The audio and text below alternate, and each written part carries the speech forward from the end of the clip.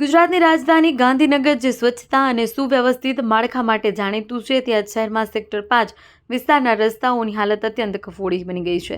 Drainage લાઇનની કામગીરી હાથ ધરાયા બાદ લાંબા સમયથી રસ્તાઓનું સમારકામ ન થતાં સ્થાનિક રહેવાસીઓને ભારે હાલાકીનો સામનો કરવો પડી રહ્યો છે. માહિતી અનુસાર ગાંધીનગરના સેક્ટર 5માં ભૂગર્ભ ડ્રેનેજ લાઇનને લગતું મોટું કામકાજ હાથ ધરવામાં આવ્યું હતું. કામગીરી દરમિયાન રસ્તાઓને ખોદી નાખવામાં આવ્યા, જે સ્વાભાવિક પ્રક્રિયા છે. જોકે ડ્રેનેજ લાઇનનું કામ પૂર્ણ થયાને ઘણો સમય વીતી ગયો હોવા છતાં રસ્તાઓનું સમારકામ કરવામાં આવ્યું નથી. ખોદકામ અને કામગીરીને કારણે રસ્તાઓ પર ઠેર ઠેર ઊંડા ખાડાઓ, કાંકરીઓ, માટીના ઢગલા જોવા મળી રહ્યા છે.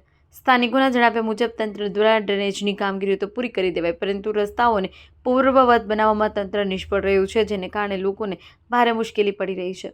બિસ્માર રસ્તાઓને કારણે સેક્ટર 5ના રહેવાસીઓના અકસ્માત થવાનો ભય સતત સતાવી રહ્યો છે.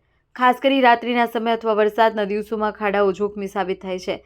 દ્વિચક્રી વાહન ચાલકો અને વૃદ્ધોને રસ્તા પરથી પસાર થવું અત્યંત મુશ્કેલ બની ગયું છે. ઘણા લોકો ખાડાઓને કારણે લપસી પડવાની કે વાહન સ્લીપ થવાની ફરિયાદ કરી રહ્યા છે. ઉબડ-ખાબડ રસ્તાઓ પરથી વાહન પસાર થતાં ધૂળના ગોટે ગોટા ઉડે છે, જેને કારણે આસપાસના રહેવાસીઓને શ્વાસ અને આંખ સંબંધિત સમસ્યાઓ પણ થઈ રહી છે. ગાંધીનગર જેવા આધુનિક શહેરમાં સેક્ટરમાં આટલા ખરાબ રસ્તા જોઈ સ્થાનિકો તંત્ર સામે આક્રોશ વ્યક્ત કરી રહ્યા છે. સ્થાનિક રહીશોએ અનેક વખત મ્યુનિસિપલ કોર્પોરેશનમાં રજૂઆતો કરી હોવા છતાં રસ્તાઓના સમારકામની દિશામાં નક્કર પગલાં લેવાયા નથી. સ્થાનિક લોકોએ હવે તંત્રને ચેતવણી આપી છે કે જો તાત્કાલિક ધોરણે રસ્તાઓનું સમારકામ કરવામાં નહીં આવે તો તેઓ વિરોધ પ્રદર્શન કરવા માટે મજબૂર બનશે. આવી જ અપડેટ્સ માટે જોતા રહો TV17 ગુજરાતી, તમારી સાથે તમારી માટે.